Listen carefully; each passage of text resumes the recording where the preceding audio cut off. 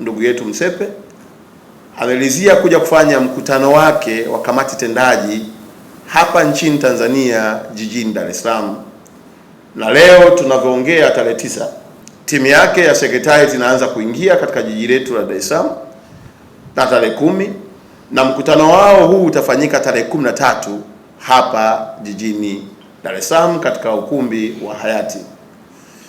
Tumeona tuwape habari hizi njema kwa sababu ni fursa kubwa, lakini pia ni diplomasia iliyojengwa na Daktari Samia Suluhu Hassan na kuiwezesha Afrika kuiona Tanzania ni moja ya nchi salama na yenye mchango mkubwa katika sekta ya mpira, na kufikia hatua ya kuamua kuja kufanya mkutano wa kamati tendaji katika mji wetu wa Arusha wa Dar es Salaam, ikiwa ni sehemu ya utendaji na upitiaji wa mambo yao na mipango yote ya michezo ya Afrika nzima kwa mwaka 2026.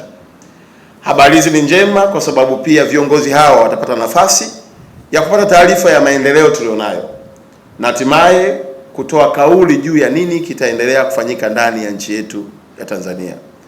Ugeni huu kwetu ni mafanikio makubwa. Kwanza, kama sekta ya michezo, wanapokuja viongozi wa mpira wa Afrika kuwatembelea, maana yake mnapata pia technical support, mnapata ushirikiano baina ya timu yao na timu yetu, lakini pia na kuhakikisha kwamba standardi zote za kafu zinatimia ndani ya nchi yetu ya Tanzania. Kama ilivyo ada, tutawapokea katika uwanja wetu International Airport Terminal 3, lakini wakielekea katika hoteli watapita kwenye barabara yetu ya kutoka airport kwenda hotelini. Kwa na imani ya kwamba wananchi watatupa ushirikiano mkubwa wakiongozwa na mkuu wetu wa mkoa ndugu yetu Albert Chalamila, kuhakikisha kwamba jiji letu na mazingira yetu yana reflect ukubwa wa taifa letu na heshima ambayo imejengwa tangu misingi yetu ilivyoasisiwa na kina baba wa taifa na mzee wetu Amani Abeid Karume. Kwa hiyo tumeona tuwape ujumbe huu ikiwa ni sehemu ya kuwatangazia kwamba mkutano wetu huu una add value kubwa, kwa sababu viongozi hawa wakubwa wote wanaofanya maamuzi watakuwepo katika jiji letu la wapi? Dar es Salaam.